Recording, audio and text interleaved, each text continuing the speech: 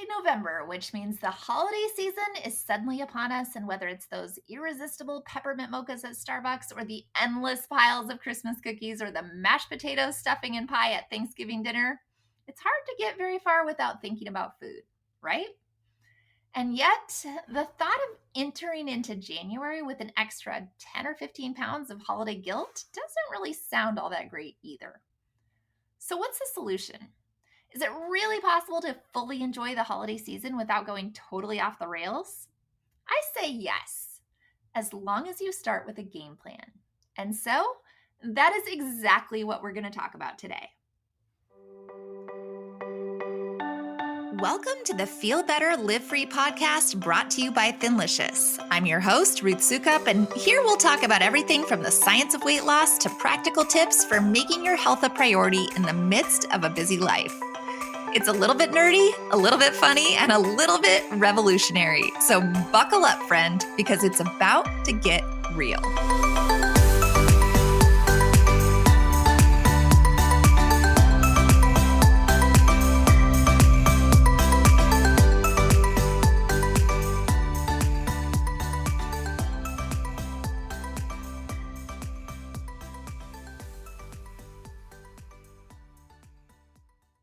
Hey there, and welcome back to the Feel Better, Live Free podcast. For those of you who don't know me, my name is Ruth Sukup, and I'm the founder of Thinlicious and the creator of the Thin Adapted System, as well as the New York Times bestselling author of 7 books. And these days, I am pretty much obsessed with one thing: helping women over 40 create freedom in their lives by transforming their health. I like to think of it as starting a health revolution. And that's really what this podcast is all about: the freedom to feel your best. The freedom to not be controlled by food addictions ever again, and the freedom to confidently pursue all of your big goals and dreams because your health and weight issues are no longer holding you back. And if that gets you excited, then you'll probably like it here, because we are health rebels, and we are not afraid to question the status quo or do things a little bit differently. And if this is your first time listening to the podcast and you want to find out more about Thinlicious and our Thin Adapted System and how it all works, you should know that I have put together an in-depth, on-demand training video that you can go and watch for free called Healthy, Happy, and Free. It is really good, and when I say in-depth, I mean it, but it is totally worth a watch because it will seriously reframe the way you approach your health. It's very eye-opening, and if this is an area of your life where you've been struggling, it will be super helpful for you. And once again, you can watch it absolutely free. Just my gift to you for being a listener of this podcast. All you have to do to access it is go to thinlicious.com/video. Once again, the URL for that training is thinlicious.com/video. But with that out of the way, let's dig into today's topic of staying healthy over the holidays, which I'm actually so excited to talk about today because honestly, I just love this time of year. But let's be real, the holidays can be a tough time for anyone who's trying to maintain a healthy weight or eating plan, right? There are tempting treats and holiday feasts at every turn, and it can be difficult to stick to your goals when everyone else around you is indulging in all of your favorite foods. Are you really expected to make it through the entire season without a plate full of mashed potatoes covered in gravy or a slice of your favorite pie? No pumpkin spice lattes or peppermint mochas this year? Really? Where's the fun in that? And while it might be impossible to think that you could have enough willpower to say no to all of your holiday favorites throughout this most wonderful time of the year, the reality is that with a little planning and a little bit of forethought, you can actually make it through the holidays without blowing your healthy eating plan and starting the new year off on the wrong foot. I promise. Truly, I promise. And so today I want to share some super practical tips for how to approach the holiday season. But I want to start by thinking about why it's so important to be intentional this time of year, especially if you've already spent part or all of the year making progress towards your health and weight loss goals. Basically, why this is not the time to give yourself an excuse to go backwards. Because the reality is that on average, most women gain between 1 and 5 pounds during the holidays, which at first glance might not seem like a lot. It might even seem worth it, right? For the chance to just eat all your favorites with abandon. But I promise that it's not, and here's why. If you have actively been working to get healthy and you've successfully lost any amount of weight this past year, then you are not only running the risk of gaining 1 or 2 pounds, you are running the risk of gaining it all back and then some. Essentially, you'll be starting over or possibly even going backward. And while that will definitely be a huge bummer from a fitting into your skinny jeans perspective, that kind of setback also wreaks havoc in other ways. If you've been feeling better ever since changing the way you eat, right? If you've been feeling more energy and less bloated and having fewer cravings and getting better sleep, then going off the rails during the holidays will likely have you feeling not so hot in more ways than one. You'll find yourself struggling with fatigue and brain fog and sugar cravings, right? All those things will start to come back. But worse than that, your mindset will likely take a huge hit too. Because you finally found something that's working for you and it's helping you to reach your health and weight loss goals, only to screw it up during the holidays. And that's not good. You don't want that. But I'm here to tell you that it does not have to be that way this year. Just because the holidays have traditionally been a time of overindulgence and poor choices for most people doesn't mean that it has to be that way for you, at least not this year. So let's talk through some specific strategies for how to make it through the holidays without sabotaging your healthy eating plan. So first up, strategy number 1 is to be intentional and set clear goals. And it might sound a little strange if you've never done it before, but I firmly believe that the first and most important step in keeping yourself on track during the holidays is to just be intentional about your goals and intentions for what can be a very busy time of year. And this is actually something that I have done and recommended for a very long time. If you know me from any of my other brands, you might remember that at Living Well, Spending Less, we used to put together a holiday planner every single year. We did it for 15 years until we finally sunsetted that brand earlier this year. And our holiday planner was always so good and so helpful, and everybody loved it. And it's a little sad that we don't have it this year. But my favorite part of that whole planner was always the first page, where you set your intentions for the season. And while the LWSL holiday planner is no more, that doesn't mean that you can't still be intentional. So what does that mean exactly, to set your intentions for the season? Well, I think it means that before the hustle and bustle even begins, it's a really good idea to just sit down and really think about what you want the next couple of months to look like for you and your family. What kind of holiday experience do you want to have? Is this going to be a low-key year with less stress and more focus on quality time together? Or is this the year that you're going all out, right? Decking the halls and throwing all the big parties, or maybe it's somewhere in the middle of those. And when it comes to food, what are your goals and intentions? Are you wanting to maintain your current weight, or are you hoping to actually stay on track, right? And lose a few more pounds before the new year? Whatever your goals may be, it's important that you take the time to really think about them and to get clear on what they are before things start getting crazy, because this is going to help you stay focused and to make better choices when it comes to food and drink during the holiday season. So that's my first recommendation. Just sit down sometime very soon, preferably this week, and actually get clear about your intentions and your goals for the holiday season. Along those same lines, strategy number 2 is to actually plan ahead. There is a famous proverb that says an ounce of prevention is worth a pound of regret. And this was never so true as when it comes to holiday eating. And that's why I do believe that one of the very best ways to avoid temptation during the holidays is to have a plan for what you will eat in any and every social situation that would normally derail you. That means before you go to your office holiday party or to your family's big Thanksgiving feast or any other holiday event that you know is going to be a minefield of temptation, take some time to think through what you are going to eat and drink. If possible, take a look at the menu and decide what you're going to eat ahead of time. Then formulate your plan. Will you eat before you go so that you're not starving when you arrive? Will you bring a dish or multiple dishes to share that are healthy and in line with your eating plan? What will you say when somebody offers you a piece of pie or a heaping plate of mashed potatoes? How will you navigate the peer pressure of friends wanting you to have 1 or 7 sugar-laden cocktails? Believe it or not, answering those questions and preparing for the potential pitfalls ahead of time will actually make it way easier for you to stick to your plan in the heat of the moment when your defenses might be a little bit weaker. So that's the second thing that you want to think about, how you can plan ahead for those big moments of temptation. My third strategy, this one might surprise you, but it's to actually plan for some cheat days. And by that, I don't actually mean go totally off the rails, but instead plan to be a little more relaxed and to adjust your expectations for yourself on those special days throughout the holiday season. Basically, know that it's okay to plan to go off track for a day.